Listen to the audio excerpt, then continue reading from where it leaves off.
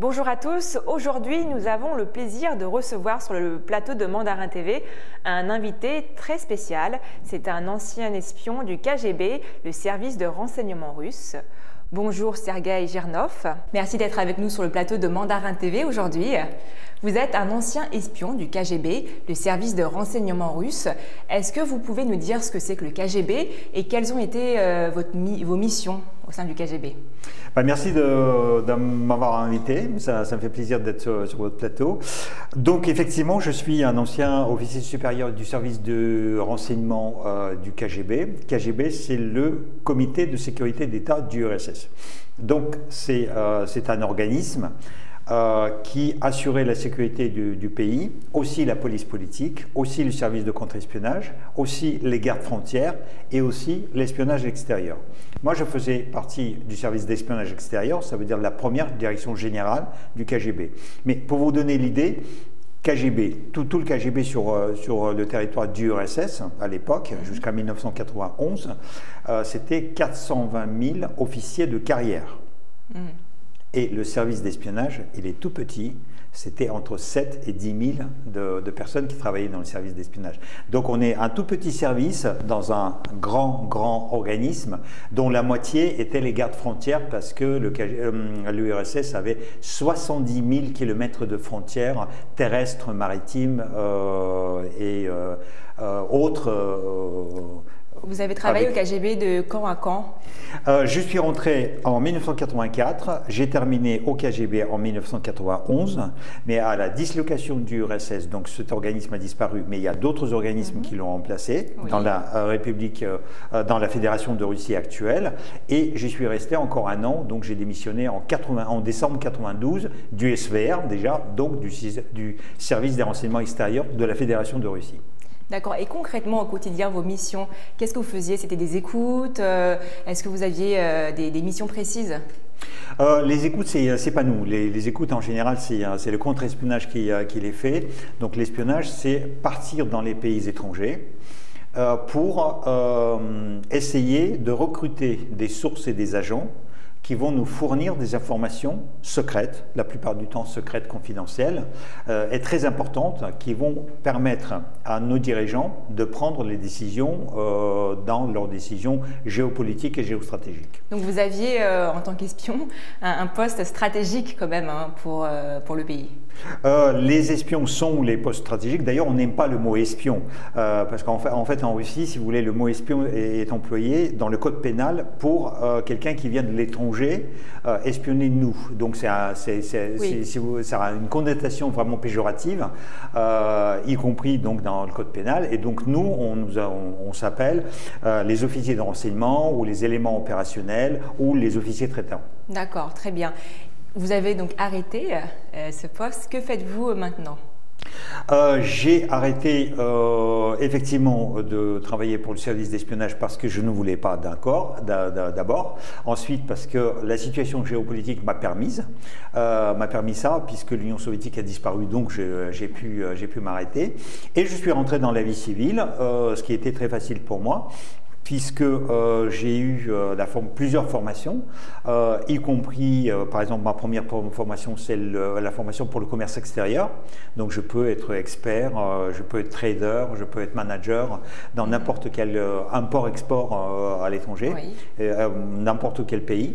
Donc ça, c'est la première chose. Deuxième chose, j'ai travaillé souvent comme journaliste télé, parce que j'avais un programme, mon propre programme en français pendant 14 ans à la télévision soviétique, qui m'a servi de couverture du coup pour mes missions d'espionnage. Et donc j'ai repris tout ça, et puis j'ai repris aussi le journalisme maintenant. Je suis un youtubeur, je possède une chaîne YouTube, je fais aussi du journalisme, je suis blogueur, donc je fais du journalisme sur Internet, et j'écris des livres. Et donc j'ai déjà publié 3 livres en France. Le premier en 2019, le deuxième en 2021 et le troisième qui sort le 3 mars 2022. Donc il s'appelle L'éclaireur chez Nimrod, chez édition Nimrod. Et l'année dernière, donc c'était KGB DGSE, deux espions face à face, que j'ai écrit avec un autre espion, un espion français, et on a comparé nos deux services. Et d'ailleurs, ce livre va être réédité au mois d'avril en format poche. D'accord. Et vous avez rencontré à plusieurs reprises Vladimir Poutine il y a des années lorsqu'il n'était pas encore président. Absolument. Est-ce que vous pouvez revenir avec nous sur les circonstances de ces rencontres et dresser un petit peu son profil? Comment était-il à l'époque? Okay. Les circonstances étaient presque anecdotiques pour nos rencontres, et surtout pour la première, puisqu'on s'est rencontrés en 1980. C'était les JO de Moscou, les Jeux Olympiques de Moscou. Vous avez vécu déjà 2 JO à Pékin, donc vous savez ce que ça donne. Donc il y a beaucoup de monde qui vient, donc il y a les délégations qui viennent. Et en Union soviétique, ils ont décidé, le pouvoir a décidé de créer une sorte de centrale téléphonique dans laquelle on répondait en différentes langues. Donc en fait, il y avait plusieurs shifts. Et moi, j'assurais le shift français. En même temps, ils n'ont pas compris que chaque délégation avait son interprète, son guide interprète. Donc en fait, il y a personne qui en avait besoin. Oui. On passait le temps à ne rien faire. On était bien payé, c'était bien, mais Vous attendiez, voilà. On attendait, on s'embêtait un peu. Et au bout de 2 semaines, je reçois un coup de fil de quelqu'un qui était juste curieux parce qu'il a trouvé ça dans le guide olympique, il a trouvé ce numéro, il s'est dit, un Français qui s'est dit, tiens, je vais appeler ce numéro pour voir ce que ça donne. Il est tombé sur moi. C'était mon premier français, parce que j'ai commencé à apprendre le français à l'université qui s'appelle l'UMGIMO, l'Institut de la Relation internationale auprès du ministère des Affaires étrangères du RSS. C'est une grande école, en 78. Et en 80, c'était ma 3e année d'études. Et donc, j'étais très content d'avoir pour la première fois le français à parler. Et moi, j'étais le premier soviétique qu'il rencontrait, donc il m'a pris déjà pour un Français. Donc il m'a fait un compliment de parler très très bien le français, donc j'étais très content. Et on a passé entre 2 et 3 heures au téléphone à discuter de tout et de rien. Mais j'ai pas compris en fait que le temps s'est arrêté, c'était quelque chose qui pouvait paraître un peu suspicieux. Vous étiez heureux d'avoir enfin quelqu'un au bout de la ligne, et c'était un moment presque émouvant sur le moment, c'est ça? Un moment de rencontre, une relation humaine. En fait, le temps s'est arrêté pour nous, pour lui et pour moi, et en fait, on n'avait pas vu passer le temps, on a discuté de tout et de rien.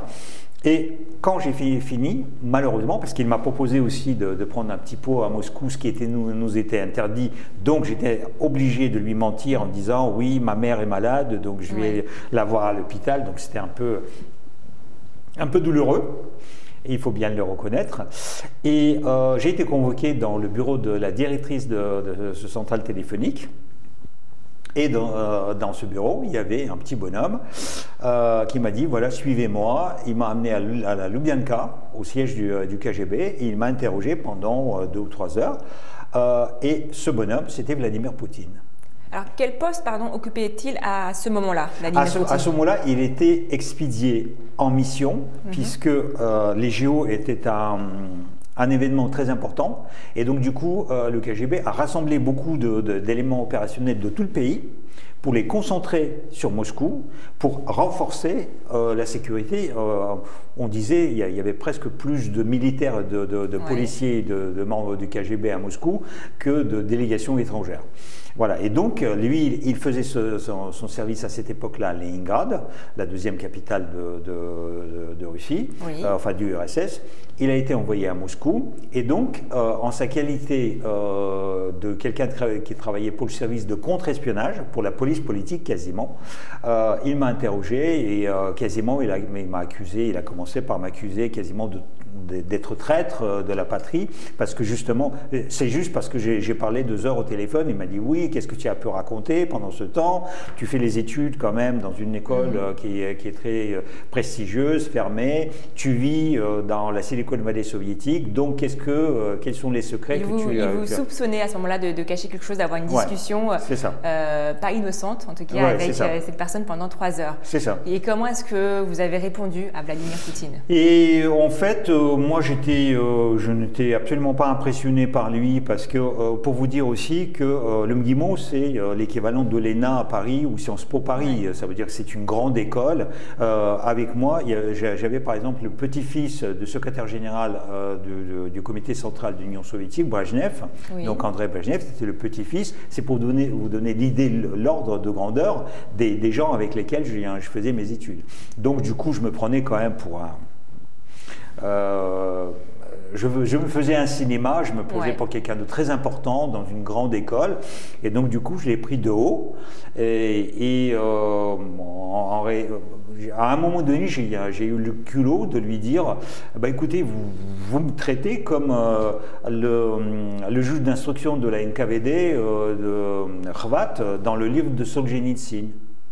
Quel est ce livre pour nous, et donc c'est Archipel de Goulag qui était interdit à cette époque-là. Solzhenitsyn a obtenu le prix Nobel de littérature pour ce livre, mais il était exilé aux États-Unis, donc il était poursuivi par le régime, dissident, et donc ce livre était interdit, et pour la simple possession de ce livre, on allait en prison.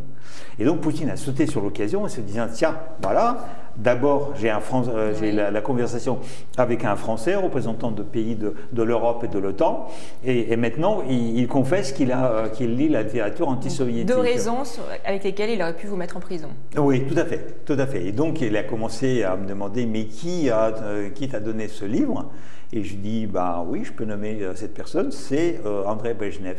Il dit Brejnev, mais oui. Le même Brejnev, c'est le petit-fils. Et là, du coup, il a dit l'interrogatoire est fini, c'est terminé, tu peux y aller.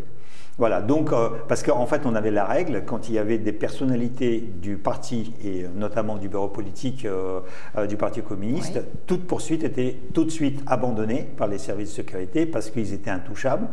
Les services de sécurité n'avaient plus le droit, comme du temps de Staline, de mener des enquêtes sur eux. Et donc, du coup, il était coincé. Voilà, moi, j'étais assez content, lui, pas content. Donc, du coup, ça a donné... c'est notre rencontre la plus longue. Que j'ai. Et puis après, pour l'anecdote, je l'ai rencontré en 1984. Donc c'est l'année où on est tous les deux rentrés à la même école du KGB, donc l'Institut Andropov, parce que le 29 août, si ma mémoire est bonne, on nous a rassemblés sur un grand parking à côté du stade Loujniki, toute l'école, 300 personnes, et puis après on nous expédiait dans 4 directions différentes. Donc lui, il est parti pour la faculté d'1 an, moi je suis parti pour la faculté de 3 ans, mais sur ce parking on s'est reconnus, et donc on a bavardé un peu, et puis il était un peu étonné, mais je lui dis bah, pour une fois on se retrouve dans les mêmes rangs, voilà, donc… du même côté. Du même côté. Et comment vous a-t-il semblé, quel était à l'époque son caractère? Était-il autoritaire, peut-être plus timide à ce moment-là? Il était très timide, il était insignifiant. Il était un parfait espion dans le sens qu'il avait un physique de n'importe qui quelconque, un physique quelconque. Vous ne le retenez absolument pas, il était effacé, il était très timide parce qu'il venait de la province, et là on était à Moscou dans la capitale. En même temps, il était déjà gradé, il était déjà commandant, donc officier supérieur. Il avait déjà 9 ans de service au KGB, parce qu'il est entré en 1975 au KGB. Et moi, je rentrais... mais en même temps, il y avait aussi une petite compétition, parce qu'il a compris qu'on rentre dans la même école, sauf que lui, il lui a fallu 9 ans pour y rentrer, et moi, je rentrais quasiment directement après l'université. Ce qui fait que... au niveau de carrière, il a perdu déjà 9 ans. Il y avait peut-être déjà à ce moment-là une frustration de sa part? Chez lui, il y avait beaucoup de frustration. En fait, c'est quelqu'un qui est très renfermé, c'est quelqu'un qui est très timide, qui a beaucoup de complexes d'infériorité.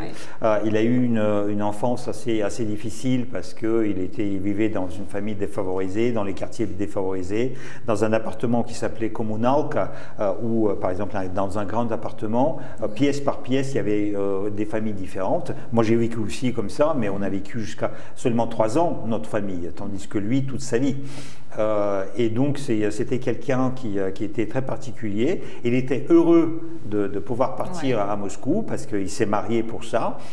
Et sa femme attendait le premier enfant, sa première fille, parce qu'au KGB il fallait être marié pour rentrer, sauf exception qui est la mienne par exemple, parce que dans le service pour lequel après j'ai travaillé, le service des illégaux, le service des clandestins, non seulement on peut ne pas être marié, mais à la limite c'est même préférable de ne pas être marié parce qu'on peut nous envoyer à l'étranger pour trouver justement la compagne à l'étranger et pour obtenir la nationalité par naturalisation. Absolument. La légende, parce que couverture c'est quelque chose d'officiel, mais chez les illégaux on parle de légende parce qu'on vous donne des fausses identités. Et donc ça, du coup, ça s'appelle la légende. D'accord. Sans entrer dans les détails, parce que je pense que c'est confidentiel, combien d'identités avez-vous eu? Pas beaucoup, parce que j'ai eu quelques voyages. D'ailleurs, je raconte un petit. Le premier voyage, c'était un stage, presque un cadeau que le service m'a offert. Et donc là, j'ai traversé la Hongrie, l'Autriche, la Belgique, la RDA et la Russie. Et c'est là aussi on s'est rencontré avec Poutine quand elle était à Dresde.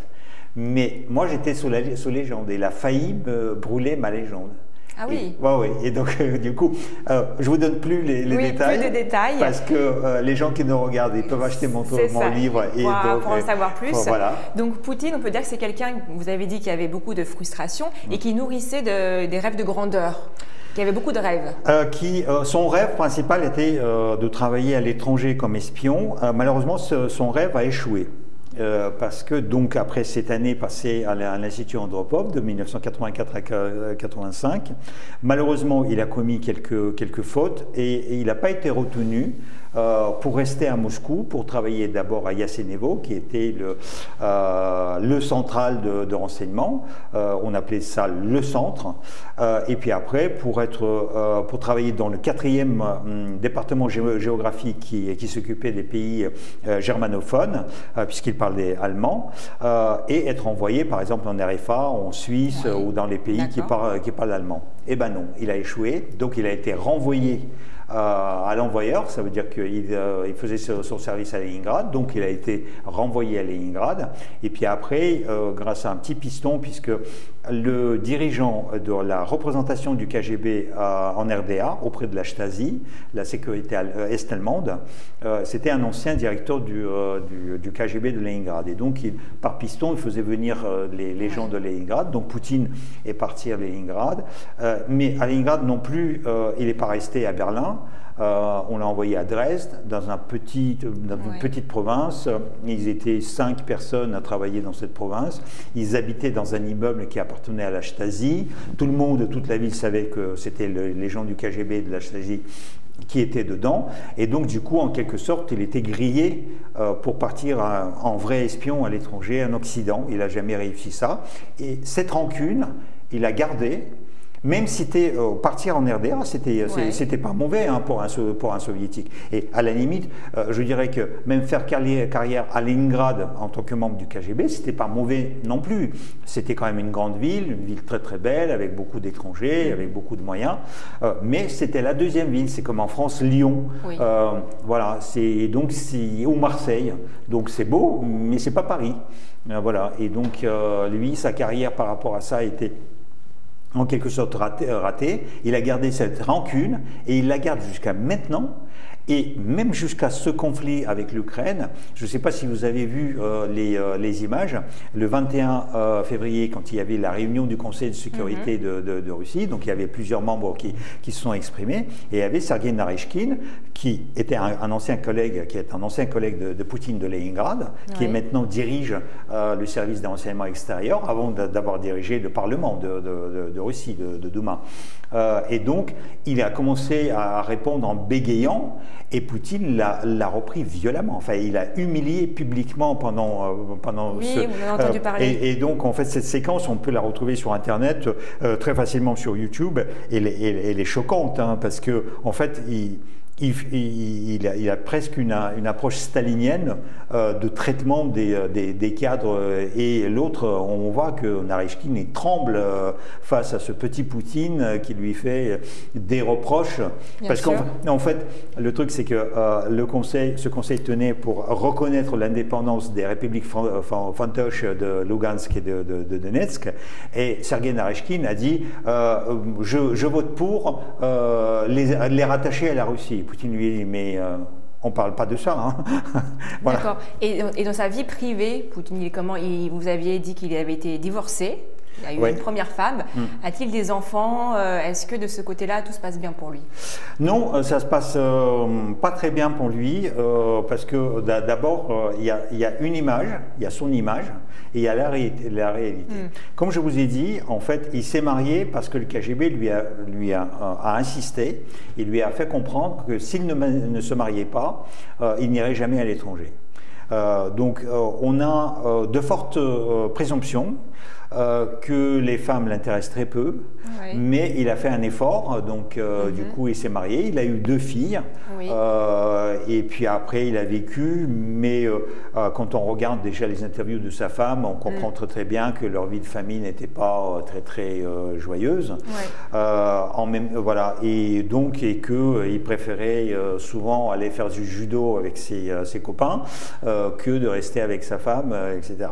Donc voilà, mais bon, ça aurait pu être sa question privée qui ne nous intéresse pas, sauf que comme il est le chef d'État, on rentre du coup aussi dans cette question. Et puis après, en fait, c'est même pas lui qui a divorcé, c'est elle qui a divorcé de lui, parce qu'elle ne le supportait pas. Donc c'est en quelque sorte, en fait, c'est un désaveu, c'est une rupture assez rude, parce qu'il l'obligeait à apparaître avec lui, et on sentait qu'elle n'était pas à l'aise, parce que lui, il était, en fait, quand il est devenu président, il est rentré vraiment dans le corps d'un président, et elle, pas du tout. Elle n'a pas vraiment eu le rôle de première dame, ça n'a pas été un pilier. Et elle ne voulait surtout pas, et on sentait, à la limite, on a ressenti ça avec Melania Trump aussi, aux États-Unis. Elle le faisait, mais on voyait que ça ne lui faisait pas un grand plaisir, et donc elle limitait vraiment ses apparitions au grand maximum, et donc du coup ils ont divorcé, et après a commencé des choses, parce que bien évidemment il y a des bruits qui circulent sur sa préférence sexuelle qui n'est pas traditionnelle, si on peut dire. Et donc, pour couper court à ces bruits, il y a une autre histoire qui court, comme quoi il a une liaison avec une gymnaste qui s'appelle Kabaeva, Alina Kabaeva, et qu'il aurait eu avec elle 2-3 enfants.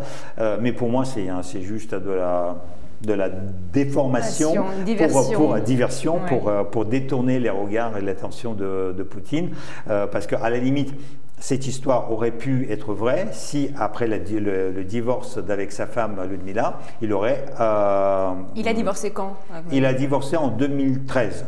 Donc c'était son 3e mandat officiel, et un an après rentrer dans ce 3e mandat, il a divorcé avec sa femme, mais il ne s'est jamais marié. Et donc du coup, qu'est-ce qui l'empêchait de se marier? Qu'est-ce qui l'empêchait, si vraiment il y avait une passion, il y a des enfants avec Alina Kabaeva, qu'est-ce qui l'empêchait de se marier? D'accord. Tout ça nous permet de mieux comprendre aussi un petit peu la situation actuelle, les liens.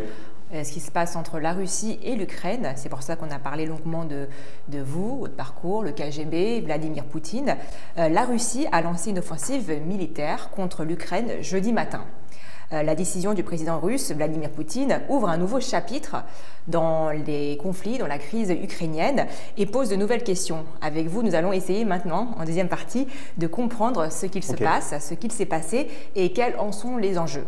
Alors pour commencer, est-ce que vous pouvez nous parler un petit peu des origines de ce conflit, de la crise entre la Russie et l'Ukraine? Les origines sont historiques et sont très lointaines. Il faut rappeler, mais on peut le résumer très vite en quelques phrases. D'abord, il faut comprendre que la Russie a commencé à Kiev. Donc on parle de la Russie de Kiev, et cette Russie de Kiev, c'est 8e, 9e, 10e siècle. Au 10e siècle, cette Russie de Kiev, qui était un État païen, a été christianisée par les Grecs, Cyril et Méthode, qui en plus ont inventé notre écriture, notre alphabet. Donc notre alphabet vient de Grèce, de Cyrille et Méthode, et c'est pour ça qu'il s'appelle cyrillique. Donc cette religion chrétienne orthodoxe donc a été importée à Kiev. Kiev a été baptisé. Les princes de Kiev ont été baptisés, puis après ils ont commencé à construire des capitales, etc. À cette époque-là, Moscou n'existait quasiment pas. C'était un village, c'était un petit village où il y avait des ours, des loups, où il n'y avait rien du tout, où il y avait juste des hommes qui ressemblaient plus à des hommes de Néandertal qu'à des hommes civilisés. Si vous voulez, en Russie, jusqu'à 15e, 16e siècle, il y avait les seuls bâtiments en pierre, c'était les églises, c'était les cathédrales. Tout le reste était en bois, donc Moscou a brûlé 10 fois et on ne garde absolument aucune vestige du vrai Moscou ancien. Si vous prenez par exemple l'Europe, vous avez Rome, vous avez l'Égypte, où il y a 4000 ans avant Jésus-Christ, ou même plus, des vestiges en pierre. À Rome, il y a des vestiges en pierre. En Grèce, il y a des vestiges en pierre. En Russie, il n'y a aucun vestige. Donc c'est un pays très moderne en fait, et petit à petit, après ce pays était envahi par les Tataro-Mongols, donc il y a le joug tataro-mongol qui a duré aussi 3 siècles ou 4 siècles, et donc la Russie payait le tribut aux Tataro-mongols.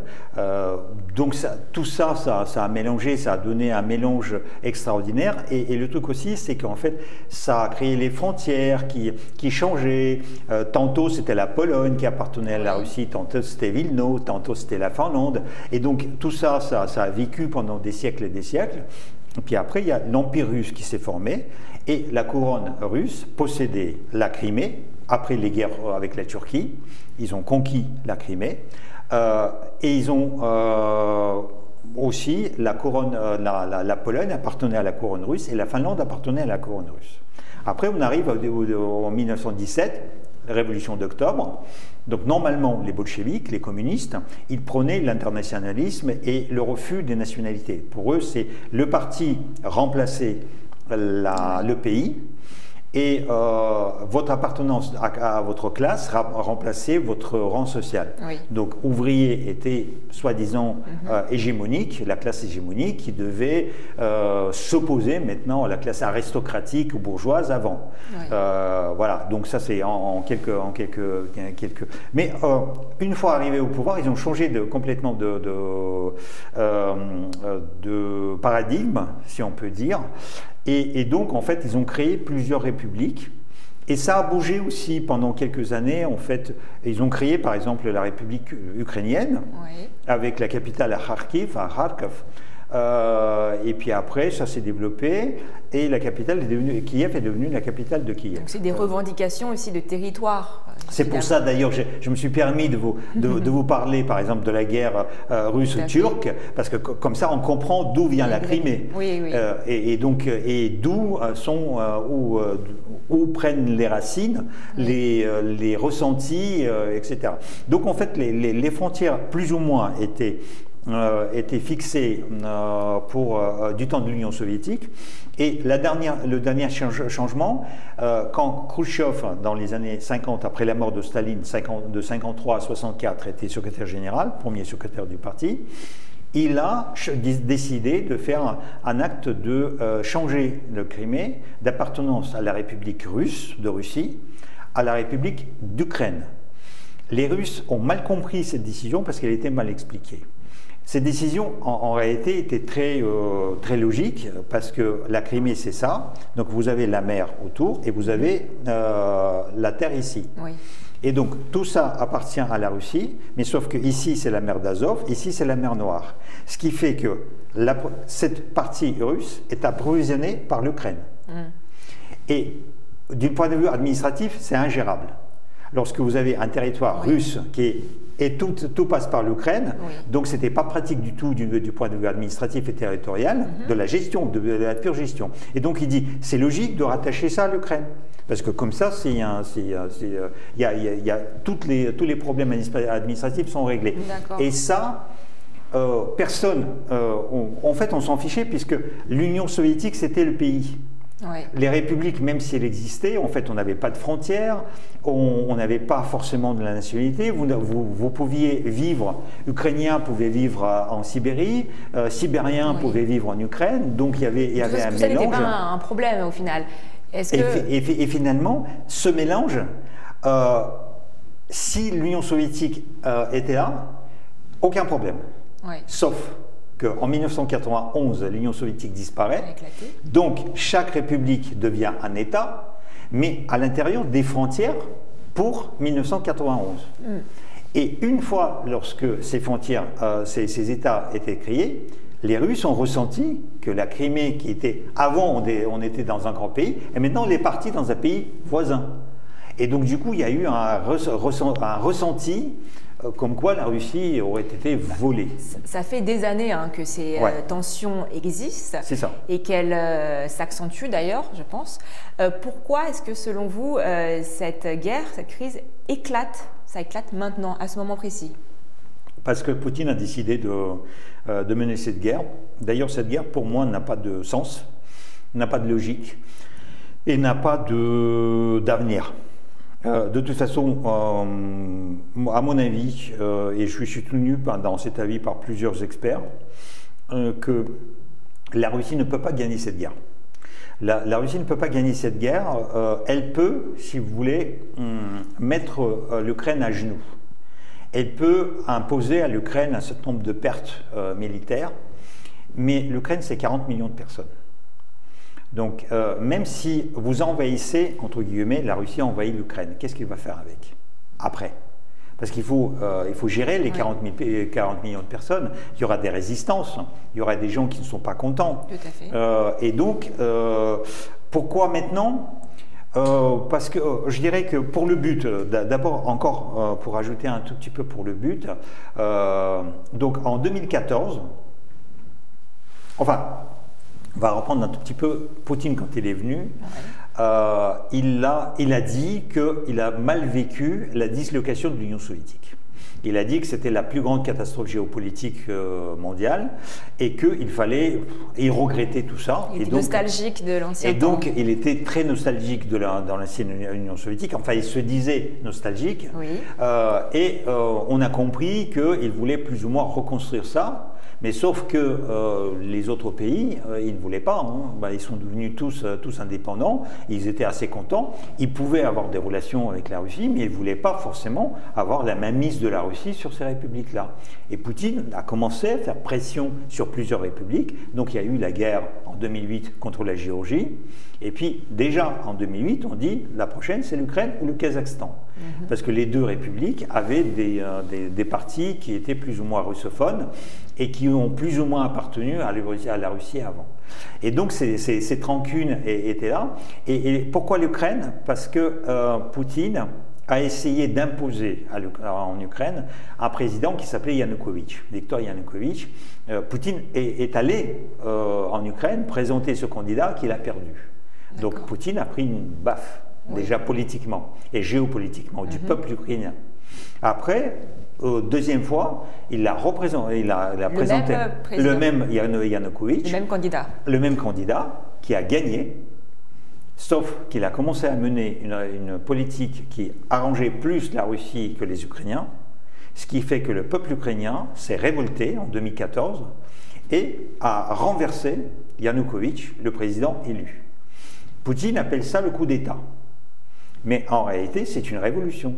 Révolution, c'est toujours un coup d'État. Oui. Mais sauf que le peuple souverain a la possibilité de changer, parce que c'est lui qui possède la souveraineté. Donc le peuple est souverain tout le temps. C'est pas parce qu'il a élu quelqu'un qui lui a transféré sa souveraineté. Donc il garde sa souveraineté, il n'était pas content. Oui. L'autre n'a pas compris qu'il n'était pas content, et du coup il a été remplacé. Et ça, Poutine, c'est la deuxième baffe. Et du coup, en 2014, il a dit « Je vais me venger contre ce peuple d'Ukrainiens qui ne veut pas de moi, qui ne veut pas de ma mainmise, qui ne veut pas de ma force, qui ne veut pas de ma politique. Oui. » Et donc, du coup, il a annexé la Crimée et il a provoqué le conflit à l'est de l'Ukraine, dans les régions de Lugansk et de Donetsk, en les présentant comme un conflit inter-ukrainien où il y aurait des gens qui parlent russe et qui voudraient se séparer, et les Ukrainiens qui... En Ukraine, tout le monde parle russe. On apprenait le russe à l'école, et l'ukrainien est une langue slave. Déjà, nous, Russes, on comprend 2/3 de ce que les Ukrainiens racontent, et vice-versa. Donc les raisons avancées par la Russie ne sont pas forcément exactes. Il y a beaucoup d'autres choses derrière, dont des rancœurs aussi un peu personnelles peut-être, de Vladimir Poutine, qui entrent en jeu. Et il y a également aussi l'entrée ou non de l'Ukraine dans l'OTAN, qui a aussi fait débat dernièrement et qui a poussé... Donc vous avez compris, la raison linguistique, c'est plus ou moins inventé. C'est quand même tiré par les cheveux. La question de l'OTAN, c'est presque la même chose. Parce que là aussi, en 2 mots, la Deuxième Guerre mondiale a été commencée par Hitler et Staline. Ils ont partagé Pologne en 2. Staline a pris l'Ouest, ce qui fait l'Ouest de l'Ukraine. Lviv, c'est une ancienne ville polonaise. Donc il y a en plus une minorité polonaise qui habite là-bas. Donc à la limite, la Pologne aurait pu demander la même chose et dire « rendez-nous Lviv parce que vous nous avez volé une partie de notre territoire ». Donc vous voyez, c'est complexe. Le truc, c'est que Staline a signé un pacte avec Hitler de non-agression. Sauf que Hitler, et ce qui a permis à Hitler de commencer la guerre, la Deuxième Guerre mondiale, d'attaquer la France, après en 1940, Danemark, plusieurs pays. Et après, il a trahi Staline. En 1941, il attaque l'URSS. Donc du coup, Staline n'était pas content. Il a commencé la guerre contre Hitler. Il s'est libéré, le peuple russe s'est libéré de nazis. Mais après, ils sont passés à libérer d'autres peuples en Europe. Mais en les libérant, en fait, ils restaient. Et ils mettaient les gouvernements communistes là où ils passaient. Et à cette époque-là, il y avait le Parti communiste en France, conduit par Maurice Thorez, le Parti communiste très fort en Italie par Togliatti. Et à ce moment-là, en fait, en Europe, on attendait que les chars russes marchent vers l'Europe. Et suite à ça, pour contrer ça, les pays occidentaux ont créé l'OTAN. Donc c'est un bloc défensif pour se défendre contre la menace communiste qui a remplacé la menace hitlérienne. Donc voilà, vous voyez. Et quand les Russes maintenant disent que l'OTAN c'est un agresseur, c'est faux. Parce que c'est un bloc pour se défendre contre le communisme. En 1991, lorsque le pacte de Varsovie, l'URSS et tous les pays communistes ont changé d'idéologie, ont disparu, en principe, l'OTAN aurait dû aussi disparaître, parce qu'il n'y avait plus de raison d'être. Mais comme c'était une organisation d'autodéfense et de mise en commun, si vous voulez, des forces de protection, ils ont dit, on va le garder quand même, parce qu'il y aura peut-être d'autres ennemis, on va le garder. Mais ce n'était pas forcément dirigé contre la Russie. Il faut bien rappeler que Poutine a dit, oui, l'OTAN s'approche de nous.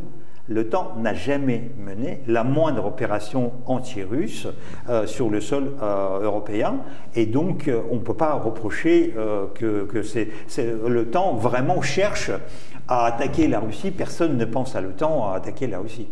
La seule opération sur le sol européen de l'OTAN, c'était en Yougoslavie, où effectivement ils ont bombardé les Serbes, etc. Donc la Yougoslavie a été disloquée et on a fait quelque chose qui était très mauvais, c'est-à-dire qu'on a changé les frontières à l'intérieur de... On a reconnu le Kosovo, et d'ailleurs Poutine maintenant il dit, puisque vous avez reconnu le Kosovo, pourquoi vous ne reconnaissez pas la Crimée, puisque c'est du même ordre. Voilà, donc vous voyez, au niveau de géopolitique, c'est quand même assez compliqué, mais les raisons majeures qui sont annoncées par Poutine ne sont pas franches, parce que finalement, non, personne ne menace la Russie, personne ne pense réellement, vous vivez en France, vous savez très bien, aucun Français ne se réveille pas le matin en disant « demain on va attaquer la Russie ».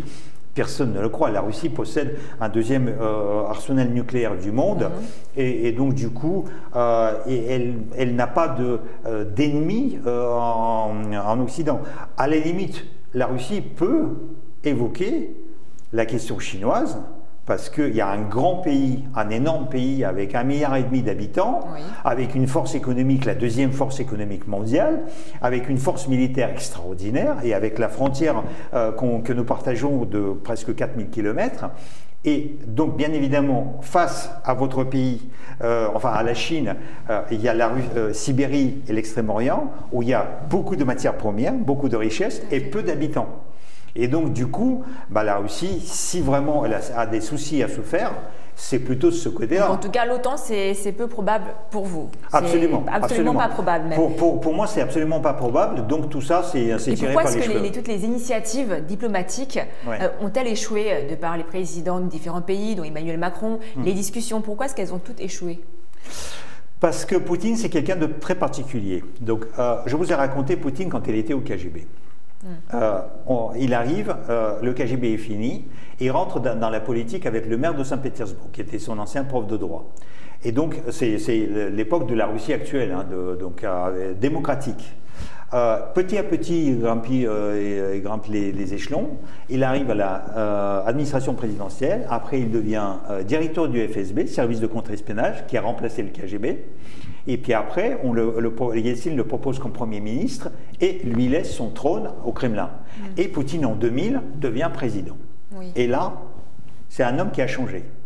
On ne connaît plus le Poutine timide, énormément complexé. Enfin, oui et non. Ça veut dire que c'est plus le même homme, mais les complexes sont les mêmes.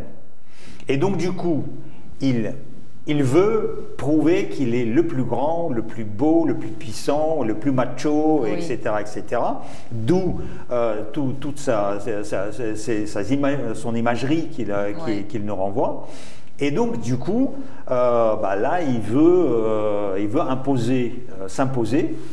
Et pour ça, en s'imposant, en fait, il est arrivé, au début, quand il est arrivé, il disait « Je vais rester un mandat ». Maximum 2, parce que de toute façon, à l'époque c'était 4 ans, 8 ans c'est beaucoup, et après c'est pas la peine parce que je vais retourner faire ma vie, etc. Mais ça se passait, il prenait goût, et du coup il se dit « Ah, je vais rester peut-être plus ». Le problème, c'est la Constitution lui interdisait 2 mandats et après le départ. Donc il a mis son ami, Dmitri Medvedev, qui était un clown, et il a mis à la tête de l'État pour juste garder pendant 4 ans le siège, la place au Kremlin, et puis après il l'a repris. Et après il a pris goût à ça, et il a changé la Constitution, et maintenant il peut rester, il peut se représenter encore 2 mandats après 2024, 26. Et donc il peut rester jusqu'à 2036. Donc, est-ce que le fait de laisser penser à tous ces présidents, tous ces organismes, que des discussions sont possibles, est-ce que pour lui, ce n'est pas une façon aussi de montrer que c'est un homme qui a une décision importante et qui peut changer les choses, se faire solliciter autant par toutes les personnalités importantes du monde? Est-ce que ce n'est pas pour lui aussi une façon de se dire que c'est un homme fort, important, qui compte maintenant? Absolument. Donc, c'est pour ça d'ailleurs que je me suis permis de vous raconter un tout petit peu, de le présenter, parce que maintenant, vous comprenez qu'il a beaucoup de complexes, et donc il compense ces complexes, bien évidemment, par la folie des grandeurs, si vous voulez. Et comme il y reste, déjà, actuellement, il est au pouvoir 22 ans. Donc, quand vous avez un président français, Macron, qui va rester 5 ans, et qui sera peut-être même pas réélu, ou les présidents américains qui sont élus pour 4 ans. Donc, en fait, il les traite comme s'ils étaient faibles, comme s'il n'avait pas de pouvoir, parce que, regardez, moi je suis là depuis 22 ans et je peux rester encore 12. Mais vous changez, et donc en fait il les méprise. Il y a un certain... Il les traite de haut, il les méprise, en leur laissant croire quand même que les discussions sont possibles. Absolument. C'est un petit peu un jeu, alors que... c'est beaucoup le jeu, il adore ça. Il adore jouer. Il adore ça. Maintenant il a rentré dans le goût de ce jeu. D'ailleurs, il peut être cruel. Je vous ai donné déjà l'exemple avec Narishkin, mais il a fait la même chose avec Sarkozy, avec le président Sarkozy. On se souvient, il y avait la première conférence de presse de Sarkozy. Sarkozy, il est sorti, on avait l'impression qu'il avait bu de la vodka, parce qu'en fait, il était complètement ailleurs. Et en fait, à ce qu'il paraît, Poutine l'a traité avec des mots très durs, comme s'il était un bandit comme si c'était un parrain qui imposait son pouvoir à un vassal, à un petit rien du tout, qui était Sarkozy. Sarkozy, bien évidemment, il était choqué par ça. Parce que c'est ni le moment, ni le langage, ni la position dans les relations internationales. Et donc, Macron, c'est pareil. Ouais. Macron, il le traite en petit gamin. Et donc, du coup, il fait de lui ce qu'il veut. Et c'est pour ça, d'ailleurs, il préparait la guerre. Et en même temps, il le faisait venir, il lui répondait au téléphone. Ça rentrait dans ce jeu, parce que ça montrait que Macron le sollicite, le considère, essaie de... mais Macron aussi, oui. C'est la campagne présidentielle, donc du coup il a voulu aussi démontrer qu'il parle avec Poutine et qu'il essaie de régler cette crise mondiale. Et c'est pour ça d'ailleurs qu'après la dernière visite de Macron à Moscou, il est revenu en disant « je vous ai apporté la paix », comme Chamberlain est rentré en Grande-Bretagne en 1938, après Munich, en disant « je vous ai apporté la paix avec Hitler ». Et donc en fait, vous voyez, l'histoire, en fait, ça se répète. Ça se répète avec l'annexion de la Crimée, Anschluss de l'Autriche 1938. Lugansk et Donetsk, c'est les Sudètes de Tchéquie de 1938. Mais je crois que Poutine, ce qu'il attend, c'est la même chose qu'a eu Hitler, parce que là, il est en train de faire un blitzkrieg, une guerre rapide sur l'Ukraine, sauf que l'Ukraine c'est un grand pays, ouais. L'Ukraine c'est 40 millions d'habitants, donc là le premier jour, comme vous avez dit, jeudi 24, ouais, jeudi 24. Ce qu'ils ont fait, ils ont bombardé les points stratégiques militaires, avec très peu de pertes humaines. Quelle est l'ampleur à peu près de l'offensive? On parle de combien? En fait, on se disait qu'il allait... une fois quand il a reconnu l'indépendance de Lugansk et de Donetsk, il allait rentrer militairement seulement dans ces deux enclaves, oui. Et point barre. Donc pour juste les sécuriser. Et en fait, tout de suite après, il a bombardé. Les bombardements, c'était sur toute l'Ukraine, y compris à l'extrême ouest, à Lviv, qui est à 50 km de la frontière polonaise.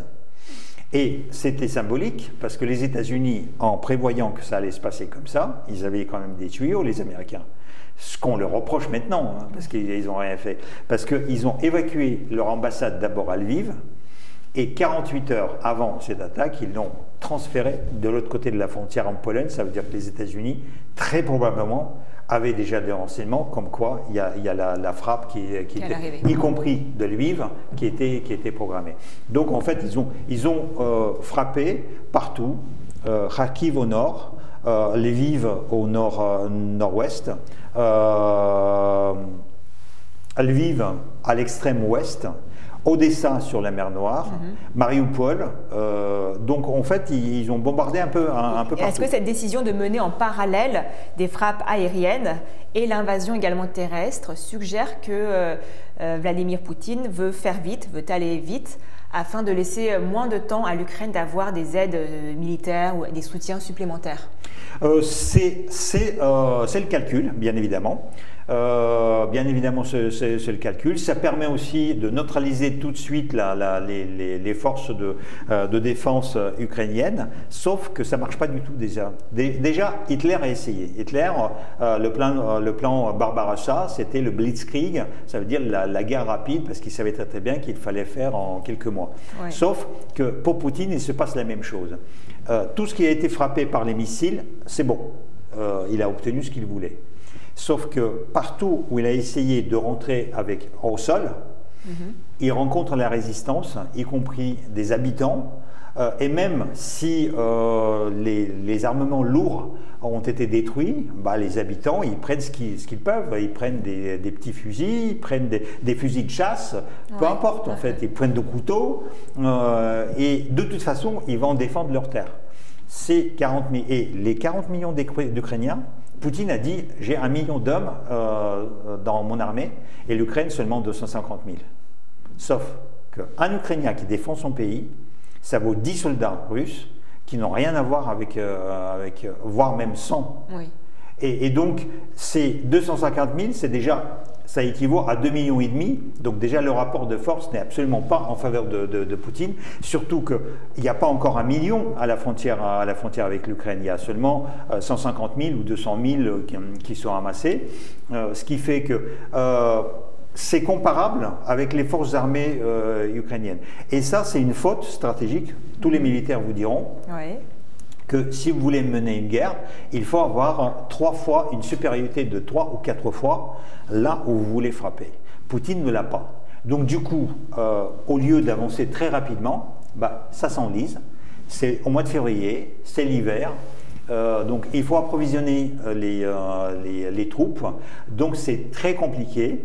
Et s'il comptait faire ça comme ça, oui, ça ne marche pas. Mais avec ce mauvais calcul, et d'autant plus que l'offensive aurait pu être beaucoup plus violente, la Russie, par exemple, n'a pas décidé de bombarder les centres civils. Que cherche en réalité Vladimir Poutine? Est-ce qu'il cherche simplement à effrayer? Il cherche à impressionner, bien évidemment. Il cherche à neutraliser les moyens de défense militaire de l'Ukraine. Mais il cherche aussi à éviter le tribunal de Nuremberg. Parce que déjà, avec la signature de la reconnaissance des républiques de Lugansk et de Donetsk, il a violé la charte des Nations Unies. Ouais. Et en fait, le truc, c'est que c'est pour vous dire que si, par exemple, il bombardait les villes civiles, oui, alors là, c'est la guerre. Et non seulement la guerre, mais c'est la condamnation mondiale, tout de suite. Parce que les civils n'ont rien à voir. Parce que pour lui, là, il est encore loin de cette condamnation. Là, avec ce qu'il fait, même si le monde entier est contre lui, il n'a pas peur. Pour lui, les représailles n'ont rien à voir avec... C'est ça. Ça veut dire que, si vous voulez, tant qu'il mène la guerre contre les militaires, oui, c'est la guerre. Mais s'il commence à attaquer les civils, c'est les crimes de guerre. Et alors là, c'est le tribunal de la Haye, c'est le tribunal international pénal, et là, il y va tout droit. Et donc, du coup, pour le moment, il n'a pas voulu faire ça. D'accord. Donc, pour l'instant, les habitants qui sont confrontés aux militaires russes, oui, qui se défendent comme ils peuvent, ces militaires-là n'ont pas pour ordre, ne font rien, en tout cas, ne blessent pas, ne peuvent rien faire contre ces habitants ukrainiens. En principe. En principe. En principe. Après, n'importe quel militaire, n'importe quel spécialiste dans les questions militaires vous dira, les guerres propres, ça n'existe pas. Ça n'existe pas. Et Poutine, d'ailleurs, l'a montré quand il était en guerre en Tchétchénie, d'ailleurs, qui n'avait pas son nom. Il a bombardé Grozny, la capitale de Tchétchénie, et là, il y a les civils qui étaient tués par milliers. C'est pour ça, d'ailleurs, après, les Tchétchènes sont partis dans beaucoup de pays. Et donc, il a fait la même chose en Syrie. Donc, cette guerre propre n'existe pas. Mais pour l'instant, il essaie de garder cette mesure. Cette emprise un petit peu, ouais. Mais son but donc était d'impressionner. On peut dire qu'il a quand même réussi. Non, il a réussi, il a pris par surprise les gens qui ne croyaient pas.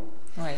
Moi, par exemple, sur ma chaîne YouTube, j'ai un collègue qui se cache quelque part dans le monde, qui se présente comme un ancien général du SVR, avec qui on fait une émission toutes les semaines pour analyser la géopolitique dans le monde. Et en fait, tout ce qui se passe depuis 2 jours, il l'a prédit point par point chez moi dans l'émission. Je peux vous ressortir les screens et le texte il y a 3 mois, point par point. Donc, tout le monde, enfin tous les spécialistes savaient que ça pouvait arriver. Après, il y a des gens qui disaient non, ça ne peut pas arriver parce qu'ils ne voulaient pas que ça arrive. Donc ça, c'est la deuxième chose. Et troisième chose, il y a le monde occidental et le monde international. On ne veut pas trop s'impliquer. Les États-Unis, par exemple, ils sont loin. Ils ont leur continent qui les protège. Et finalement, l'Ukraine, c'est assez loin d'eux. Les Européens, ils ne veulent pas rentrer de la guerre. Et il faut bien préciser que le problème de l'OTAN, c'est que l'Union soviétique, la Russie, a récupéré toutes les armes nucléaires de l'Union soviétique. L'Ukraine n'en possède pas. Et après, une fois lorsqu'on franchit la frontière de l'OTAN, c'est aussi les armes nucléaires. Donc du coup, si jamais, par exemple, la France ou l'Angleterre ou les États-Unis envoient leurs militaires pour aider les Ukrainiens, c'est la 3e guerre mondiale.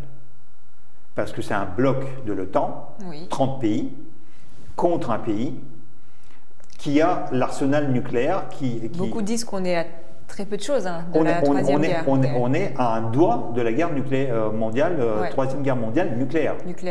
Voilà. Et en fait, tant que c'est juste les Ukrainiens, c'est pour ça d'ailleurs, c'est malheureux de le dire, mais l'Occident ne peut pas intervenir militairement en Ukraine, avec leurs unités, avec leurs militaires. Ce qu'ils peuvent faire, c'est soutenir l'Ukraine financièrement, psychologiquement, diplomatiquement, en faisant des sanctions contre la Russie, etc., mais aussi en envoyant le matériel militaire. Mais ça aussi, c'est difficile parce que, par exemple, il y avait les pays baltes qui avaient un ancien militaire en matériel allemand qui voulait le transférer à l'Ukraine et l'Allemagne a donné son veto, a opposé son veto parce qu'ils se sont dit, nous avons la politique, nous nous opposons systématiquement à l'emploi de nos armes hors de nos frontières, en dehors de nos partenaires militaires. Ils avaient peut-être raison, mais bon, moi je crois que c'était un peu gonflé quand même. D'accord. Le président ukrainien, Zelensky, a déploré la mort de 137 Ukrainiens jeudi soir et il a donné l'ordre à ses troupes d'infliger le maximum, je reprends ces mots, le maximum de pertes aux militaires russes qui envahissent son pays. L'armée ukrainienne est-elle préparée ? D'abord, au niveau de chiffres, c'est les chiffres officiels. Oui. N'oublions pas, quand il y a une guerre aussi de propagande, des deux côtés. Donc il y a chaque pays qui accuse l'autre, chaque pays qui déforme la réalité. Donc la vérité, elle n'est jamais ni d'un pays ni à l'autre, parce que tous les deux, en fait, ils mentent un peu. Ce qui fait que, vu le nombre de frappes, la Russie a frappé quand même 74 points stratégiques militaires à l'intérieur de l'Ukraine, 135 personnes, c'est trop peu. Mais déjà, on donne des pertes russes, parce que les Russes ont, comme vous avez dit, Zelensky a demandé d'infliger le maximum de pertes, et comme je vous ai dit, les Ukrainiens défendent leur pays. Les gens qui viennent les attaquer, en fait, c'est les agresseurs, donc eux, ils se défendent, mais l'agresseur, c'est l'agresseur. Donc du coup, la motivation de l'agresseur, parmi lesquels il y a des appelés, de très jeunes soldats, des 18 ans, 19 ans, qui n'ont pas forcément envie de mourir à cet âge-là. Donc il y a eu des désertions des deux côtés d'ailleurs. Donc c'est beaucoup plus compliqué que ça. Mais par exemple en 2014, quand Poutine a annexé la Crimée et quand il a provoqué le conflit à Donetsk et à Lugansk, l'Ukraine n'était pas du tout préparée. L'Ukraine était un pays pauvre dans lequel il manquait de tout et ils n'étaient jamais préparés pour mener une guerre. Ça fait 8 ans que la Russie est en guerre en réalité contre l'Ukraine. Ce qui fait qu'à la limite, ce qu'on vit actuellement, c'est l'officialisation, parce que cette guerre était déjà là. Ce qui fait que ça a donné à l'Ukraine le temps de se préparer. Et donc, les forces militaires de l'Ukraine n'ont rien à voir avec l'Ukraine de 2014. Et l'Ukraine, oui, peut se défendre, même si les Russes ont un équipement militaire bien évidemment meilleur et très fort, mais une fois lorsqu'ils ont frappé les cibles militaires, après il faudra envahir le pays et le contrôler. 40 millions d'habitants où chacun pense la France l'a vécu contre les Allemands, donc la résistance, les sabotages, les assassinats, les actes de terrorisme, etc., etc. Ce qui attend les Russes. Il y a autre chose qui attend les Russes. Il y a 10 millions d'Ukrainiens sur le sol russe. Donc Poutine qui croit qu'il y a juste l'Ukraine qu'il va envahir, il va avoir de la résistance, les actes de terrorisme en Russie, parce que en fait, ce qu'il impose à l'Ukraine, il y a les Ukrainiens qui peuvent le faire en Russie. D'ailleurs, on va en parler aussi des Ukrainiens en Russie, également du peuple russe, qui soutient ou non Vladimir Poutine. On va revenir un petit peu à la défense, à l'attaque. Dans une séquence à la télévision américaine, CNN, on voit l'ex-président ukrainien à la tête d'une milice volontaire censée défendre Kiev maintenant, dresser l'inventaire des armes avec lesquelles il compte défendre Kiev de l'armée russe. On va regarder ça ensemble dans un premier temps et après vous allez nous dire ce que vous en pensez. Est-ce qu'il y a beaucoup de milices en Ukraine et si elles représentent vraiment une force importante supplémentaire? On va regarder. Mr. President, can you tell me what you and the group you're with right now there are armed with, and what your intention is if the Russians roll in the next few hours? Easy. Just my assistance here. This is the short Kalashnikov. We have just, let me see, maybe 4 and low on the 300 members of the battalion of the territorial defense. And we have 2 machine gun, and we have more or less that's it. We don't have any heavy artillery, we don't have tanks, we don't have an armed personal carrier because we launched this process just a couple of days ago. Alors, la question est la suivante, ça a fait beaucoup parler, on a beaucoup commenté cette vidéo, comme quoi l'équipement de cette milice serait dérisoire face à cette attaque. Que pensez-vous de ça? C'est pas dérisoire. Hein. Déjà, quand on en a parlé un peu, moi je m'attendais à des fusils de chasse. Là, quand même, c'est les armes de guerre. Kalachnikov, c'est un fusil mitrailleur le plus connu dans le monde qui est un très très bon fusil. De toute façon, l'armée russe est équipée aussi de Kalachnikov, donc ils sont pas si mal lotis. Ils ont des gilets pare-balles, ils ont des casques. On voit que c'est pas les jeunes, donc c'est les gens qui ont de l'expérience. Et par rapport à cette séquence, la chose la plus intéressante, c'est même pas l'armement. Parce qu'à la limite, comme je vous ai dit, une personne qui défend son pays, même avec un couteau, elle peut tuer 10 soldats qui sont armés jusqu'aux dents, mais qui n'ont rien à faire dans ce pays. Oui, il ne faut pas sous-estimer. Il ne faut pas sous-estimer. La population. Vous savez, c'est la même chose, par exemple, qui se passe aussi avec les terroristes islamistes. Parce que ils sont les djihadistes, quand ils ont une idée fixe, ils peuvent se sacrifier, ils peuvent faire des dégâts, ils peuvent faire des dégâts avec n'importe quoi, et donc du coup, ils peuvent faire beaucoup de dégâts. Petro Poroshenko, c'est l'ancien président qui est poursuivi actuellement pénalement en Ukraine par le nouveau président. Il a failli aller en prison parce qu'il était à l'étranger, donc on lui reproche d'ailleurs quand il était président d'avoir trahi son pays, parce qu'il a fait le commerce de charbon avec Lugansk et Donetsk, c'est-à-dire les criminels par rapport à l'Ukraine, par rapport à la loi ukrainienne. Et donc il a des accusations de trahison d'État. En même temps, vous voyez, lorsque son pays est envahi, il oublie ça. Et il dit, je vais défendre mon pays, peu importe nos différends. Et c'est ça, ça montre ça, c'est ça l'Ukraine. Le message important. Le message est très fort parce que les Ukrainiens, quand le pays est attaqué, ils oublient leurs différends à l'intérieur et ils disent, on va tous se rallier. Peut-être après, on va continuer à se battre entre eux. Mais pour le moment, l'agresseur, c'est la Russie. Et donc, du coup, c'est ça la force. Et peu importe l'équipement viendra. À la limite, c'est ça que les pays occidentaux, les États-Unis, pourraient fournir à l'Ukraine. C'est ce qui leur manque au niveau matériel. Oui. Mais les hommes sont là. Et face à ces hommes qui sont quand même âgés, qui ont de l'expérience et qui défendent leur pays, vous allez avoir les jeuneaux de 19 ans russes qui n'ont rien à voir en Ukraine, ce qui fait que déjà on donne le rapport de force en perte 1 pour 4. Est-ce qu'il y a beaucoup de milices en Ukraine? Vous avez un peuple de 40 millions d'habitants. Vous enlevez les femmes, les gosses, les vieillards, il reste 25 millions. Oui. Les 25 millions, ça devient une milice. Donc vous avez les forces armées qui sont 250 000. Après, le président ukrainien a appelé les réservistes. Oui. Donc ça va être gonflé. Du coup, ça va devenir 1 million ou un demi-million.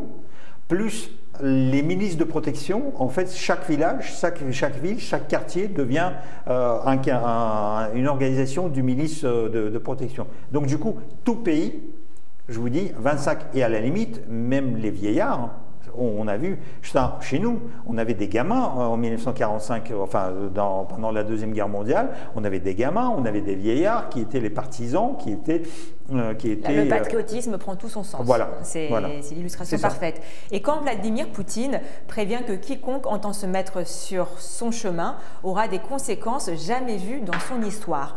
Alors, à qui est-ce qu'il s'adresse et de quoi parle-t-il ? Il s'adresse clairement aux États-Unis et à l'Europe, qui voudraient défendre l'Ukraine, peut-être même combattre à ses côtés. Et là, il fait allusion à son arsenal militaire, nucléaire, en menaçant clairement les pays européens d'utiliser l'armement nucléaire, sauf qu'il oublie que les États-Unis aussi possèdent un armement nucléaire. Et Le Drian, ministre des Affaires étrangères français, lui a rappelé aussi que l'OTAN possède l'armement nucléaire. Donc, c'est pour ça qu'on dit, on est à ça de la Troisième Guerre mondiale. Troisième guerre mondiale nucléaire. Donc le message est clair. Oui, voilà, c'est pas pour les Ukrainiens. Hein. On doit lire entre les lignes, mais le message est clair. Et comment est-ce que le peuple russe perçoit-il cette guerre en Ukraine? Vous avez parlé du peuple, enfin on a parlé du peuple russe, on va en parler là, mais on a parlé aussi tout à l'heure des Ukrainiens qui vivent et qui sont en Ukraine. Donc déjà, pour moi, je considère qu'il n'y a pas de peuple russe. Parce que le peuple n'aurait pas supporté le dictateur tel que Poutine pendant 22 ans. Donc ce n'est pas un peuple. Les Ukrainiens, et justement, je vous ai dit, Poutine se venge des Ukrainiens parce qu'eux, ils sont un peuple. Ils sont une nation. Et donc, chez nous, il n'y a pas de peuple, il y a de la populace. Et il n'y a pas de patriotes, il n'y a que de la population. Et donc, du coup, dans cette population, elle n'est pas homogène. Donc il y a les gens, les va-t-en-guerre, mais les va-t-en-guerre qui sont sur leur divan avec Coca-Cola et les chips et les pop-corn quand on regarde les trucs à la télé. En revanche, quand il faudra aller dans les tranchées ou recevoir les cadavres de leurs fils et petits-fils à la maison, c'est autre chose. Donc c'est pas homogène. Vous avez le général Ivachov, Léonid Ivachov, qui est un ancien de renseignement militaire, qui a écrit il y a 3 semaines une lettre sanglante dans laquelle il dit la Russie n'est pas préparée à la guerre. Si la Russie va à la guerre contre l'Ukraine, elle va perdre. Elle va perdre non seulement cette guerre, mais elle va perdre elle-même. Et il a même demandé la démission du commandant en chef Poutine et il s'est adressé à tous les officiers, y compris les officiers de réserve et à la retraite, de résister à cette décision et à cette guerre. Donc, vous avez vu, il y a eu déjà presque 2000 arrestations en Russie parce que les gens protestaient, mais il y a des choses extraordinaires. Il y a par exemple l'Église ukrainienne qui dépend du patriarcat de Moscou, qui est concurrente à l'Église orthodoxe ukrainienne, indépendante. Donc, cette église moscovite est considérée comme 5e colonne en Ukraine, comme le défenseur de la cause de Poutine. Et bien, ce mitropolite Onufri, il a appelé Poutine à arrêter tout de suite la guerre, ce qui est extraordinaire, parce on attendait ce qu'il le soutienne, ou au moins qu'il ne dise rien, et pourtant, il a dit non. Est-ce qu'il y a des sondages, des chiffres pour nous indiquer combien de pourcents de la population, des populations sont pour cette guerre? Il faut se méfier des sondages en Russie, ça existe bien évidemment, mais on sait très bien que tout est faussé, tout est faux dans les sondages parce que ça se passe. On peut dire qu'il y a une majorité pour ou contre? Non, disons qu'actuellement les chiffres qui étaient donnés, c'est à peu près 50% des gens sont pour, 25 contre. Et 25 ne se prononcent pas. Donc ça, c'est au jour de l'entrée de la Russie en guerre. Maintenant, est-ce que ces gens qui étaient pour, ils ne vont pas changer d'avis lorsqu'ils vont recevoir le premier cadavre de leur fils ou de leur petit-fils chez eux? Est-ce qu'ils ne vont pas changer d'avis lorsque, à cause des sanctions, il n'y aura plus rien dans les magasins? Est-ce qu'à cause des sanctions, ils ne pourront plus voyager à l'étranger pour passer leurs vacances là où ils voulaient passer? Et donc, vous savez, tout est relatif dans cette histoire. Et à mon avis, ça va changer très très vite. Parce que la guerre va durer, va s'installer dans le temps. Et la Russie va ressentir ça. Déjà, le rouble a perdu 20% de sa valeur en 2 semaines. Et ça va continuer, mais 20% de la valeur, ça veut dire que ces gens-là qui sont pour la guerre, ils ont perdu déjà 20% de leur économie avec lesquels ils pensaient préparer peut-être leur retraite, acheter des appartements, des maisons, des voitures, partir en vacances, etc. Ce qui ne sera plus le cas. Et donc du coup, ça fera penser. Vous dites aussi lors d'une interview que Vladimir Poutine n'est pas fou, mais plutôt irrationnel. Vous faites référence à ce que vous avez dit un peu plus tôt quand vous disiez que son pays, la Russie, n'allait pas gagner cette guerre, du moins économiquement, mais que malgré tout, il se lançait dans cette guerre. Disons que les raisons rationnelles, je ne trouve aucune raison rationnelle, sauf la raison de vengeance personnelle de Poutine contre ce peuple libre et indépendant d'Ukrainiens. Parce que du point de vue économique, je vous ai dit, ça ne lui apporte rien. Territorialement, la Russie n'a pas besoin de territoire. Rien. En fait, il n'y a aucune raison rationnelle. Mais j'aime pas dire qu'il est fou, parce que quand la personne est folle, elle est irresponsable pénalement. Ça veut dire qu'en fait, elle est malade. Et donc, au lieu de la mettre en prison, on la mettra dans un hôpital psychiatrique. Et Poutine n'est pas malade dans ce sens-là. Oui. Ça veut dire qu'il comprend ce qu'il fait.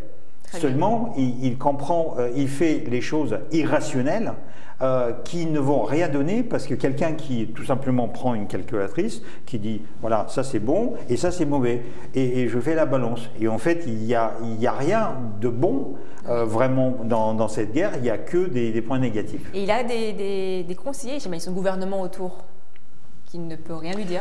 Il a ses conseillers sur le gouvernement. Le problème, c'est qu'il est resté 22 ans au pouvoir, ce qui fait qu'actuellement, il y a une sélection par le bas, il y a une sélection négative. Et quand il y a une personne qui reste comme ça, il ne garde avec le temps auprès de lui que les personnes qui lui racontent ce qu'il veut entendre. Et tous les gens qui lui racontaient la vérité, qui lui disaient la vérité, plus ou moins, ils sont déjà évincés. Du coup, il se retrouve aussi évincé de la réalité, coupé de la réalité. Et je le compare actuellement à Hitler en 1945, à la fin de la guerre, où il n'écoutait absolument pas les généraux qui lui disaient c'est la folie, où il n'écoutait ses conseillers qui lui disaient c'est de la folie. Et donc tout ça, ça a plein de répercussions historiques. Et Poutine, en fait, il est dans sa bulle, mais il n'est pas fou. Il n'est pas fou, il est juste dans sa bulle, coupé de la réalité, et en fait, il s'imagine dans sa tête que ça va se passer comme lui, il a prévu. Sauf que, comme vous avez vu, il y a plein d'éléments, il y a plein de facteurs qu'il n'a pas calculés. D'accord. Et le président Macron, tout à l'heure, on a évoqué, a qualifié la crise en cours de tournant historique et géopolitique majeur qui fait courir le risque du retour des empires. De quels empires parle-t-il ? Là, il parle de l'Empire russe, comme Poutine a parlé d'Empire russe dans son discours. Et donc, du coup, bien évidemment, c'est un tournant historique. Historique, pourquoi ? Jusqu'à maintenant, Poutine jouait sur le fil de rasoir. Il pouvait dire « je ne me suis pas impliqué, c'est une histoire des Ukrainiens entre eux ». Donc il y a les pro-russes, les pro-européens, et ils se font la guerre à l'intérieur. Une fois, lorsqu'il a reconnu les deux républiques fantoches, là, il a violé la Charte des Nations Unies. Donc c'est une décision historique qui change complètement le rapport de force, parce qu'il s'est mis hors de la loi. Et malheureusement, quand il a commencé en plus l'attaque militaire contre un pays souverain en Europe, là, il a poussé le monde vers la Troisième Guerre mondiale. Donc, du coup, le président Macron avait parfaitement raison de dire que c'est un tournant historique.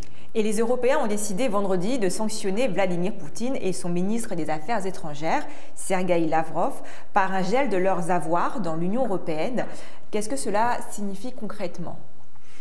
Ça signifie que ça aussi, c'est quelque chose qui rajoute à cette irrationalité, parce que la Russie, c'est un pays qui dépend à 90% de l'étranger, à l'exportation et à l'importation. Et en plus, la Russie, les riches russes ne gardent pas leur argent en Russie, mais le placent à l'étranger.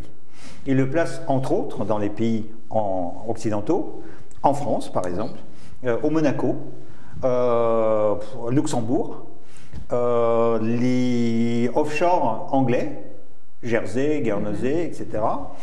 Londres, qui est le centre financier occidental, les États-Unis. Et donc, du coup, le monde occidental a beaucoup de moyens et beaucoup de possibilités de bloquer tout ça. C'est vraiment des sanctions qui pourraient avoir, qui auront des impacts si elles étaient appliquées pour la Russie, mais le président russe, Vladimir Poutine, n'en tient pas compte. C'est bien ça. Est-ce que ça peut changer quelque chose ? Disons que pour lui, ça va rien changer, parce qu'il considère que la Russie, comme pays, lui appartient. Donc à la limite, même si l'Occident bloque, je ne sais pas, 10 milliards placés quelque part dans une banque, il s'en fout. Il s'en fout parce qu'il a les réserves d'or, il a les réserves de diamants. Donc il croit que tout le pays, la Russie lui appartient. Ce qui fait que contre lui personnellement, ça ne change rien. C'est comme Hitler. Hitler, c'était quelqu'un, ou comme Staline, en fait, qui n'avait aucune notion de la richesse personnelle. En fait, ils s'en fichent. Ils sont passés ailleurs. Et donc, ça peut marcher, mais ça peut marcher contre les oligarques, contre les proches de Poutine, mais pas contre lui-même. D'accord. Et quand on dit geler les avoirs de la Russie dans l'Union européenne, qu'est-ce que ça veut dire pour les personnes qui... ça c'est autre chose. Les avoirs de Russie, parce que la Russie comme État possède des propriétés. Et d'ailleurs, quand il y a eu Khodorkovsky qui a été spolié de sa firme Yukos, lui, il a traduit la Russie devant les tribunaux et il disait « je vais arrêter, je vais bloquer » les avoirs russes. Par exemple, vous avez toute la flotte internationale russe qui... quand il y a un bateau russe qui rentre dans un port français, c'est un avoir russe. On peut bloquer ce bateau en disant, voilà, on le prend et on le bloque. Ça appartient à la Russie. Vous pouvez avoir, y compris par exemple une exposition de l'Ermitage qui vient en France au Louvre, et ben, la décision de justice peut bloquer cette exposition, et quand il y a des tableaux de maîtres qui valent des milliards, c'est très sensible. C'est plus clair. Les conséquences, les impacts que cette guerre pourrait avoir ici en France, dans le quotidien des Français? Dans l'immédiat, rien, sauf psychologique. Et donc les Français sont déjà très inquiets par rapport à ça. La Covid déjà aussi, il y avait déjà la Covid avant. C'est ça. Donc il y a ça. Et puis il y a la guerre donc fait augmenter le prix de matières premières. Et donc ça change beaucoup parce que du coup, il y a le blé en France, enfin le blé va augmenter, donc le prix de la baguette va augmenter, donc le prix de beurre va augmenter, donc le prix de céréales va augmenter, le prix de l'essence va augmenter, le prix de gaz va augmenter, etc., etc. Et donc du coup, le consommateur occidental va peut-être ressentir ça d'une manière plus dans sa vie quotidienne. Selon les dernières informations, Vladimir Poutine serait prêt à envoyer une délégation pour des pourparlers, des négociations avec l'Ukraine à Minsk. Que faut-il voir? Est-ce qu'il y a un espoir avec ces négociations? Pas du tout. Ça, c'est de la propagande, et en plus, c'est du jeu, parce que c'est quelque chose... Minsk, déjà, personne n'ira à Minsk. Donc à la limite, si on propose des pourparlers comme ça, on fixe Genève ou Finlande. On prend déjà un pays neutre, ou Autriche, dans lequel les gens vont bénéficier de la sécurité. Parce que vous imaginez, le président Zelensky met les pieds en Biélorussie, on l'arrête tout de suite, on le met en prison, on le tue. Voilà, donc il faut être fou pour aller chez le dictateur Loukachenko pour mener des pourparlers avec Poutine. Donc c'est de la foutaise. Donc il n'y en aura pas?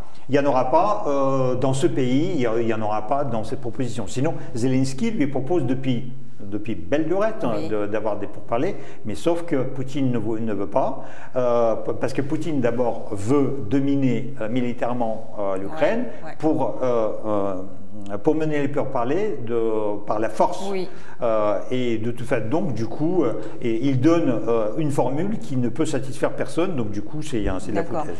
En vous écoutant parler, on a l'impression que pour l'instant, on voit très peu d'issues, très peu de personnes, de pays peuvent discuter sérieusement d'égalité à égalité avec Vladimir Poutine. Malgré tout, est-ce qu'il y a quand même un espoir? Est-ce qu'un pays peut quand même avoir cette discussion avec la Russie? À l'intérieur du pays, il n'y a personne. Vous avez compris qu'il est tout seul. Enfin, c'est lui qui décide et tous les autres sont ses vassaux. À part peut-être Ramzan Kadyrov, qui est le président de Tchétchénie, qui le domine, qui fait de lui ce qu'il veut. À l'international, il y a Recep Erdogan, qui peut se permettre aussi à dire à Poutine, et même à agir. En 2015, il a abattu l'avion russe qui a violé l'espace aérien turc, et il n'a pas eu peur des sanctions, etc. Et puis, il y a le président Xi Jinping, chinois, qui est très respecté par Poutine, qui est craint par Poutine. Et d'ailleurs, vous avez remarqué que Poutine a attendu la fin des Jeux Olympiques de Pékin et il n'a commencé à parler que le 21 lorsque les Jeux étaient terminés. Et je suis persuadé que quand il est allé à la cérémonie d'ouverture le 4 février, Xi Jinping lui a dit cette fois-ci tu ne me fais pas ce que tu m'as fait en 2008, le 8 août quand il y avait les cérémonies d'ouverture et tu as attaqué la Géorgie, la même cérémonie, et nous ça ne nous a pas plu. Hein. Et donc du coup Xi Jinping a la possibilité de le faire parce que tout simplement il possède 10 fois plus d'hommes, 1,5 milliard, donc 10 fois plus de population. La Russie, économiquement, c'est un tout petit pays. C'est un grand territoire, c'est un grand arsenal nucléaire, mais c'est un tout petit pays. Le PIB de Russie, c'est le PIB de Portugal. Donc ces trois dirigeants-là peuvent jouer un rôle, ce sont les trois. Plus le président américain, mais le président américain, Poutine n'a pas d'estime pour lui. Donc le président américain, il possède la puissance, mais Poutine ne l'estime pas. Tandis que le président chinois, qui a peut-être moins de puissance, par exemple nucléaire, mais qui a plus de population, et puis surtout qui possède la frontière avec la Russie. Et je suis persuadé qu'il est plus craint par Poutine que le président américain. D'accord, donc ces dirigeants, ces pays peuvent jouer un rôle.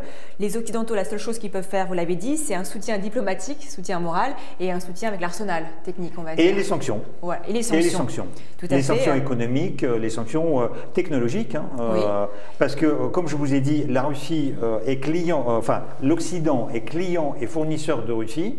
Et donc, si l'Occident n'achète plus rien à la Russie, il ne lui vend plus rien, et en plus lui interdit d'utiliser par exemple les dollars, les euros et les yens japonaises, la Russie s'arrête en quelques semaines. Il y a les attaques des militaires, mais il y a aussi d'autres moyens de pression qu'a la Russie. Elle peut paralyser un pays autrement.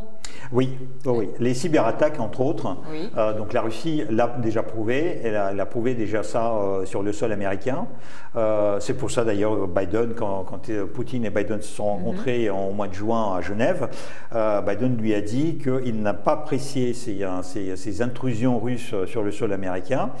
Et d'ailleurs, les Américains et les Russes étaient obligés, il y avait le FSB qui a arrêté un certain nombre de hackers en les présentant comme les boucs émissaires de ces attaques. Mais en réalité, on sait très très bien que c'est l'État russe qui est derrière. Et donc, en fait, c'est une façon de se dégager de la responsabilité. Mais c'est quelque chose qui est réel parce que nous sommes dans le monde moderne qui est interconnecté et géré par les ordinateurs et par les réseaux. Et si vous mettez les réseaux à plat, notre monde est foutu parce que vous imaginez, vous coupez l'électricité, il n'y a plus rien qui marche. Il n'y a plus rien qui marche. Il y a même les voitures, on est passé dans les voitures électriques, il n'y a plus de rechargement, donc du coup tout s'arrête. Donc du coup on se retrouve au Moyen-Âge avec les chevaux, avec les vaches, etc. Et on va marcher à pied. Il n'y aura pas de téléphone, rien, parce que rien ne fonctionne. À quoi peut-on s'attendre ces prochains jours? Est-ce qu'on peut s'attendre à une escalade des tensions ou au contraire à un apaisement? De quoi cela va-t-il dépendre? On va s'attendre à l'escalade parce que pour le moment, premier jour, attaque des cibles militaires. Actuellement, le but russe, c'est la capitale, Kiev. Après, président ukrainien.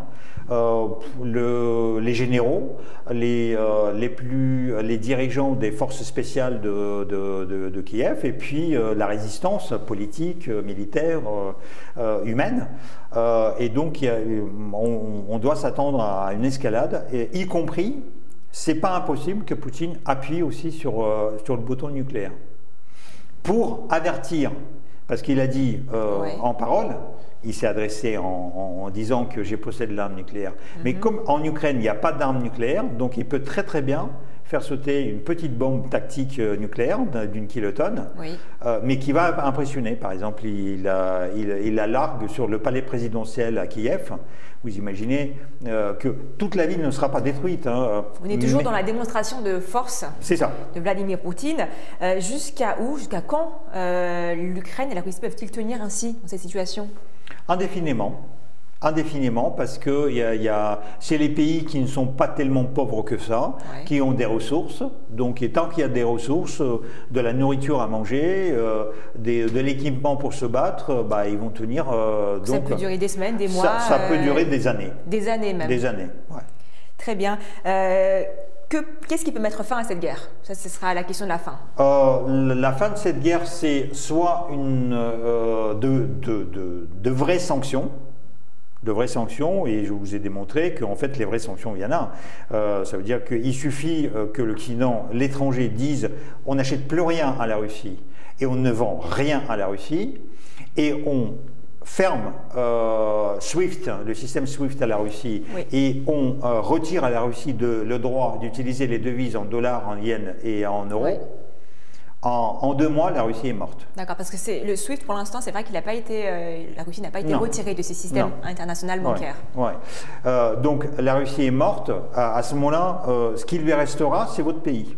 Il pourra faire recours à la Chine en disant aidez-nous, remplacez notre système, commercialisez avec nous. Est-ce que la Chine va le faire ou pas? Je ne suis pas sûr. Je ne suis pas sûr que la Chine puisse le faire parce qu'elle ne veut pas non plus s'impliquer dans ce conflit. Ça veut dire que, en fait, si vous voulez, la Chine, elle a une vision séculaire. Poutine, elle regarde l'année, aujourd'hui, demain, etc. Les Chinois regardent un millénaire. Ils regardent, dans 100 ans, il voit que la Chine va être la première puissance économique mondiale et peut-être la première puissance tout court mondiale. Donc ces trucs-là, ça ne l'intéresse pas. Et elle sait très très bien que la Russie perd 1 million de personnes par an. Ouais. Ça veut dire qu'arithmétiquement, dans 140 ans, la Russie n'existe plus. Et la Chine a tout le temps pour être là, pour regarder, pour sourire gentiment à Poutine, pour le recevoir, mais attendre sa fin. Et ça l'arrange énormément. D'ailleurs, toute guerre à l'ouest facilite à la limite la vie à l'est, parce que la Sibérie, elle est là, l'Extrême-Orient est là, avec ses ressources, et la Chine peut parfaitement commercer avec ces régions, s'installer petit à petit, et voilà, et gagner dans le jeu stratégique. Très bien. Merci beaucoup, M. Girnov. En tout cas, on espère que cette crise, cette guerre prendra fin le plus tôt possible, avec le moins de pertes humaines et également matérielles possibles. On va rester optimiste. Oui, on va rester optimiste, mais malheureusement, je ne crois pas beaucoup en optimisme dans l'espèce.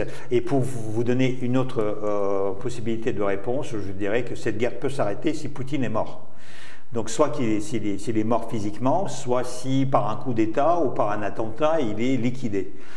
C'est la même chose Staline, Hitler, en fait, parce que la personnalité, c'est une personnalité, c'est un symbole. Si lui, il est mort, il y aura déjà une autre approche de ce conflit.